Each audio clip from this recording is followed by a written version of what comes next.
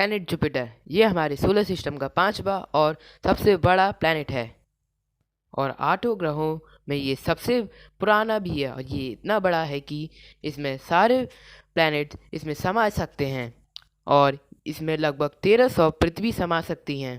पर दोस्तों क्या हो अगर हम जुपिटर के ऊपर जाएं, कैसे होंगे वहाँ के नज़ारे, कैसा होगा वहाँ का आसमां।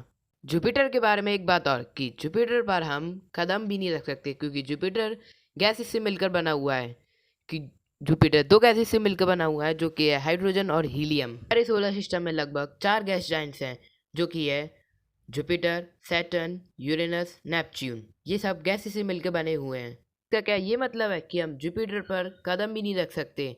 तो अगर अब क्या होगा जब हम एक छोर से जाएंगे तो क्या हम दूसरे छोर से बाहर आ जाएंगे। ये सारे सवाल तो हमें जुपिटर पर जाकर ही मिलेंगे। तो चलिए चलते हैं जुपिटर पर कि इस पर एक ठोस जमीन नहीं है तो इसके भीतर क्या है। अगर आपने अभी तक मेरे चैनल को सब्सक्राइब नहीं किया है तो अभी सब्सक्राइब कर दीजिए और लाइक करना और कमेंट करना तो बिल्कुल मत भूलिएगा। जुपिटर की खोज खगोल वैज्ञानिक गैलीलियो गैलीली ने की थी जो कि सन 1610 में की थी जब उन्होंने अपने दूरबीन से पहली बार इस ग्रह को खोजा था। तब से ही इसके ग्रेविटेशनल फोर्स और कद को देखकर हम लोग तभी से ही इसकी तरफ आकर्षित होते रहे हैं। इसी के बदौलत हम इसके पास जाने के काबिल बने।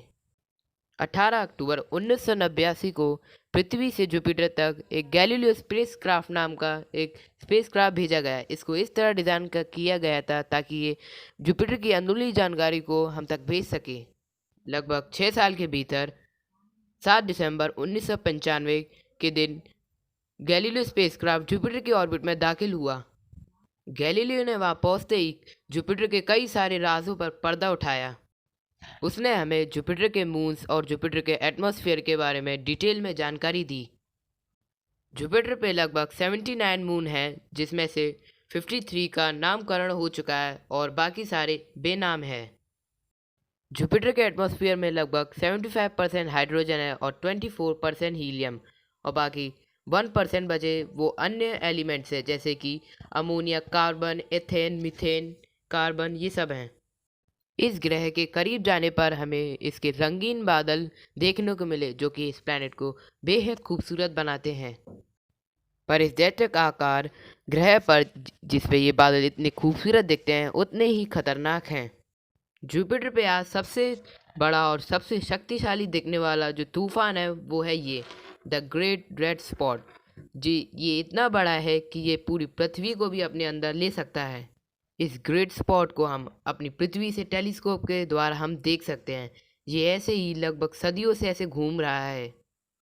हालांकि हमें इस ग्रेट स्पॉट की जानकारी सन 1665 में लगी थी जब सन 1665 में जब रॉबर्ट हुक ने इस रेड स्पॉट को खोज निकाला। सदियों से कभी ना थमने वाला तूफान नज़दीकी भविष्य में थम जाए इसकी तो कोई चांसेस भी नहीं है और कई सदियों तक जुपिटर पर ऐसे ही कई चक्रवात युगों तक मंडराते रहेंगे। जुपिटर पर इसके तूफानों की गति को धीमी ना करने का एक कारण है क्योंकि इस पर सतह ही नहीं है। क्योंकि इस ग्रह पर हमारी पृथ्वी की तरह ठोस सख्त ज़मीन नहीं है, इसलिए इन तूफानों को ब्रेक लगाने के लिए कोई भी ऑब्स्टिकल नहीं है।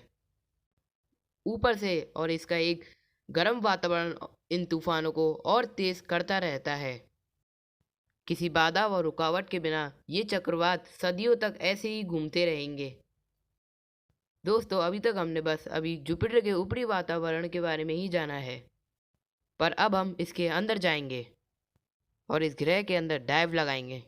तो फाइनली दिसंबर 1995 के रोज़ ये गैलीलियो स्पेसक्राफ्ट जुपिटर पे पहुंचता है और इससे एक टाइटेनियम का बना हुआ स्पेसक्राफ्ट इससे अलग हो जाता है और जुपिटर के अंदरूनी वातावरण में ये एंटर होता है।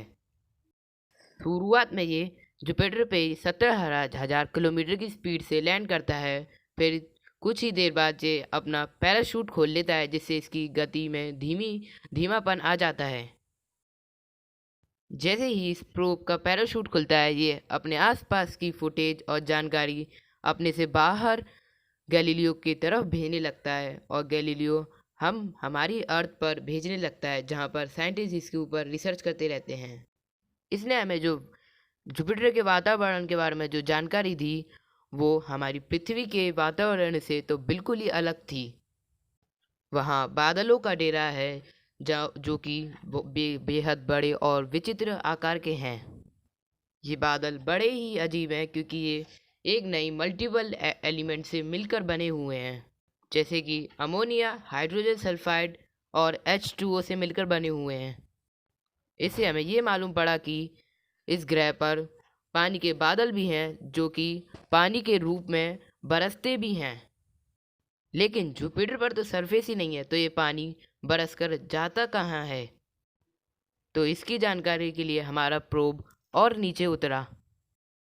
जैसे जैसे हमारा प्रोब और नीचे गया तो उसने पाया कि नीचे तापमान और प्रेशर बहुत ज़्यादा है, जो कि भयानक तूफान और थंडरस्टॉर्म का विस्तार है। पर जैसे ही हमारा प्रोब और नीचे उतरता है, उसके सामने एक चौंका देने वाला दृश्य आता है।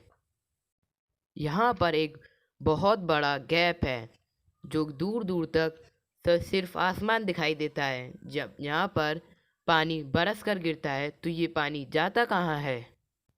ये पानी नीचे जाने के बाद फिर से वाटर वेपर बन जाता है, क्योंकि नीचे का तापमान इतना ज़्यादा है कि ये बार जैसे ही पानी नीचे गिरता है फिर वो भाप के रूप में बदल कर फिर ऊपर चला जाता है। फिर हमारे प्रोब ने इससे भी नीचे और जाने की कोशिश की, लेकिन 135 किलोमीटर नीचे जाने के बाद उससे हमारा कनेक्शन टूट गया। बिल्कुल ही हमारा उससे संपर्क खत्म हो गया। वैज्ञानिक कहते हैं कि भीषण गर्मी के कारण प्रोब के पार्ट्स पिघलने लगे थे और वो जुपिटर में ही महीन हो गया। गैलीलियो के जरिए हम प्लैनेट जुपिटर के बारे में काफ़ी कुछ जान चुके थे, पर लेकिन हमारे लिए इतना काफ़ी नहीं था और इतना पर्याप्त भी ना था। अभी तक तो हमने इसके सिर्फ ऊपरी भाग की स्टडी कर पाए थे। जुपिटर के बारे में और भी जानना बाकी था। फिर हमने सन 2011 में अति आधुनिक स्पेसक्राफ्ट जूनो लॉन्च किया। इस बार थोड़ी ज़्यादा स्पीड और 5 सालों के भीतर हम जुपिटर के ऑर्बिट में दाखिल हो पाए। जूनो के जरिए हमने जुपिटर के बारे में काफ़ी कुछ जाना और काफ़ी करीब से भी जाना। हमने जाना कि इस ग्रह पर कोई ठोस सतह है ही नहीं, बेहद गहरे तक सिर्फ गैस के वातावरण की ही परत है। और ये बात भी सच है कि ये जुपिटर अंदर से भी खोखला नहीं है। इस ग्रह के ऊपर बना हुआ मॉलिक्यूल हाइड्रोजन का विस्तार खत्म हो जाने के बाद फिर एक गहराई में लिक्विड कोर की शुरुआत होती है। यहाँ पर टेम्परेचर लगभग 10,000 डिग्री सेल्सियस के आसपास रहता है और इस लेवल पर हाइड्रोजन के एलिमेंट्स मेटालिक अवस्था को पा लेते हैं। इसलिए जुपिटर के इस आवरण को मेटालिक हाइड्रोजन भी कहा जाता है। मेटालिक हाइड्रोजन की वजह से इस ग्रह के आसपास मैग्नेटोर की रचना हुई है। लेकिन बात सिर्फ यहीं पर ख़त्म नहीं होती। जुपिटर के मेटालिक हाइड्रोजन कोर से भी नीचे ठीक मध्य में और भी गहराई में जो कोर पाया जाता है उसे हमारे साइंटिस्ट रॉक एंड आइस भी कहते हैं। यही हमारी लास्ट जर्नी है जिसका टेम्परेचर लगभग 43,000 डिग्री सेल्सियस रहता है। जुपिटर का कद बेहद ही बड़ा है और इसका गुरुत्वाकर्षण बल भी बहुत ज़्यादा है। तो गाइस, आज के लिए बस इतना ही। अगर आपने मेरे चैनल को सब्सक्राइब नहीं किया है तो सब्सक्राइब कर दीजिए और लाइक और कमेंट करना